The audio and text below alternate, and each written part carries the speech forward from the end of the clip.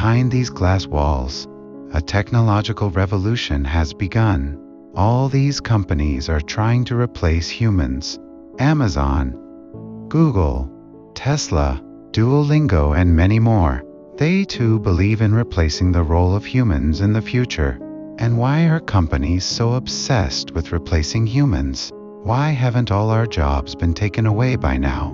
Amazon has laid off 30,000 employees, and that's not a small number. And in the last few years, generative AI has made our company worth $1 million. Even with just one or two people, just use a few tools. Now you can build a business worth millions and even billions of dollars with just a few AI generative tools. Pernah gak sih lo kepikiran tahun 2026 tinggal nunggu waktu aja? Kerjaan yang lu bangga-banggain, yang lu bangun pagi pulang malam, itu tiba-tiba udah gak ada. Halo teman-teman, perkenalkan gua Raffi, dan sekarang kita akan membahas tentang AI Digital Disruption.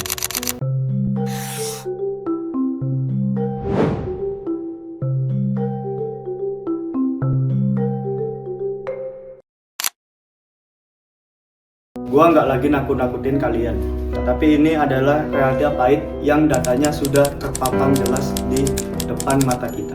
Berdasarkan jurnal UPN Jatim, 56% pekerjaan diotomisasikan oleh AI. Itu berarti separuh dari tenaga kerja kita sudah diambil alih oleh AI. Tapi, apakah AI lebih berharga daripada kita? Jurnal dari STAKPN Sentani mengingatkan bahwa AI mungkin punya algoritma, tapi ia tak punya jiwa. Fenomena ini sedang menguji sila kedua Pancasila kita, yang berarti kemanusiaan yang adil dan beradab. Dan apakah kita akan membiarkan martabat manusia dilindas demi angka produktivitas? Hipotesis kami mengatakan, kami menduga kalau AI sebelumnya di Ngalup itu bisa menggusur sebagian manusia. Tapi, apakah benar AI benar-benar menggusur atau malah menjadi partner manusia itu sendiri? Mari kita investigasi. Ngalup Collaborative Networking adalah bagian dari PT Beyond Intermedia. Tempat ini merupakan ekosistem kreatif yang mempertemukan para talenta digital dan membantu perkembangan berbagai startup. Melalui akses networking dan kolaborasi, Ngalup menjadi ruang bagi para inovator untuk tumbuh bersama di tengah kemajuan teknologi. Disinilah kami akan memverifikasi bagaimana teknologi AI bersinggungan langsung dengan keahlian manusia bersama narasumber kami, Bapak Dwi Cahya Setiawan.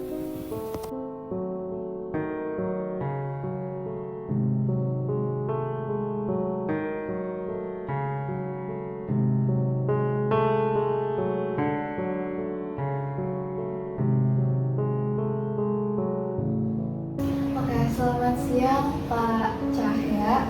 Sebelumnya izinkan saya perkenalkan diri. Nama saya Faliha dari perwakilan siswa SMK Telkom Malang. Jadi saat ini SMK Telkom Malang sedang mengadakan P5 kokurikuler tentang jadi kami mengusung tema Digital Disruption. Oke, sebelumnya boleh Bapak perkenalkan diri dan juga perkenalkan secara singkat tentang perusahaan ini. Oke, kenalin aku Kenalin aku Cahya. Jadi di khususnya di PT Beyond Intermedia ya, itu saya sebagai Head of Data Science. Salah satunya ada PT Ngalup di bawahnya PT Beyond. Untuk PT Ngalup sendiri ini untuk saat ini fokusnya ada di pemanfaatan AI untuk percepatan onboarding karyawan memanfaatkan AI. Sama kami juga ada jasa untuk running event. Itu sih. Oke, makasih Pak atas penjelasannya. Oke, langsung saja saya boleh ke pertanyaan pertama. Jadi dalam kegiatan sehari-hari di Ngalup ini, bagian pekerjaan apa aja yang saat ini udah dibantu oleh AI? Dan boleh dikasih tahu nggak perbedaannya di, kalau nggak salah Ngalup tuh dari 2017 ya? Ya, kalau Ngalupnya sendiri Kalau bapaknya kalau boleh tahu dari Kerja di sini Iya. sejak kapan? Oh, saya 5 tahun. Oh, Ini tahun kelima. berarti 2020. Ya. Lahir. Jadi Bapak boleh ceritain kayak di 2020 akhir, perbedaan di 2020 akhir dan juga di tahun sekarang yang sekarang udah ada AI itu perbedaannya apa? Oke, khususnya ke AI-nya ya. Iya. Jadi kalau di akhir 2020 itu memang belum ada AI ya. Semenjak khususnya 2 tahun terakhir launchingnya kayak OpenAI, terus Gemini, Grok dan sebagainya itu sangat membantu baik itu di produktivitas tim, produktivitas organisasi maupun produktivitas saya pribadi itu sangat membantu. Kalau di perusahaan itu udah banyak juga pemanfaatannya. Contohnya ya untuk screening CV, karena kami itu hampir setiap hari open lowongan kerja kan. Nah itu setiap hari juga bisa puluhan bahkan sampai ratusan CV yang masuk ke kami. Itu kalau dicek secara manual pastinya akan menghabiskan sangat banyak waktu. Betul. Nah itu kami udah automate pakai AI gitu sih. Kalau untuk aku pribadi juga sangat membantu juga ya. Apalagi kalau aku sehari-harinya banyak terkait teknis di data engineering dan lain sebagainya itu untuk nanya-nanya terkait fitur yang mungkin aku lupa ya terkait teknis itu sangat membantu kalau lagi apa ya chatting sama agent asisten AI itu sangat membantu. Oh, betul. Berarti AI itu sebagai lebih kayak biar efisiensi waktu dan untuk mengurangi kayak kalau banyak data gitu ya. Betul, lebih ke mungkin istilahnya meningkatkan produktivitas pekerjaan. Di adanya AI ini berperan sebagai booster productivity. AI bukan pengganti manusia, tapi AI nantinya akan banyak membantu. Kalau kita nggak memanfaatkan AI itu pasti akan kalah sama orang-orang yang pakai Oke. Makasih banyak Pak. Kemudian, nah dari penggunaan AI tersebut, bagian mana yang menurut perusahaan ini tetap harus ditangani manusia dan AI itu belum bisa menggantikannya? Oke. Untuk bagian apa yang tetap harus manusia yang menangani itu menurut saya adalah decision making atau pengambilan keputusan. Itu nggak boleh AI yang menentukan. Jadi untuk membantu menganalisis data, membersihkan data itu mungkin kita masih bisa mengutilize AI. Tapi kalau untuk pengambilan keputusan itu jangan sampai, karena AI sendiri itu masih terlalu banyak bias dan lebih ke nggak ada perasaan ya kan. Kalau sih kan nggak ada empati, nggak ada sesuai ya, yang masukkan. Berarti apa tadi pengambilan keputusan itu masih belum bisa diganti oleh AI ya? Saat mulai menggunakan AI, perubahan apa yang paling dirasakan oleh staf-staf di perusahaan ini dalam cara bekerja mereka di kesehariannya? Balik lagi yang statementku sebelumnya mungkin ya, produktivitas.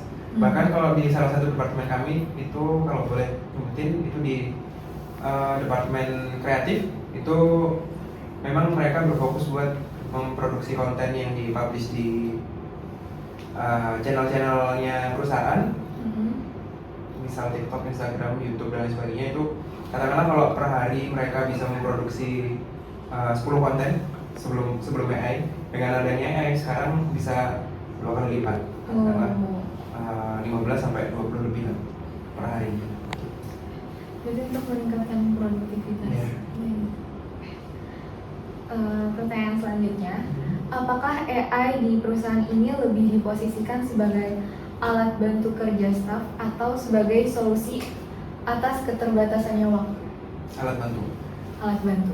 Untuk human resource kami nggak ada pengurangan, tapi kita lebih ke memang productivity booster untuk memudahkan sama mempercepat. Berarti AI mulai penting di sini. Ya, sangat penting. Dalam membantu UMKM kan kalau nggak salah perusahaan ini tuh membantu UMKM juga ya. Ya.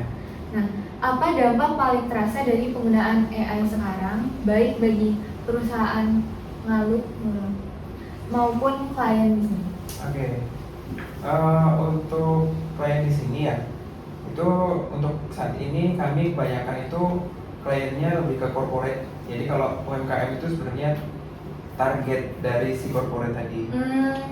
Kalau untuk klien kami yang secara langsung itu lebih ke corporate-nya sendiri. Untuk yang efek bukan ke UMKM secara langsung.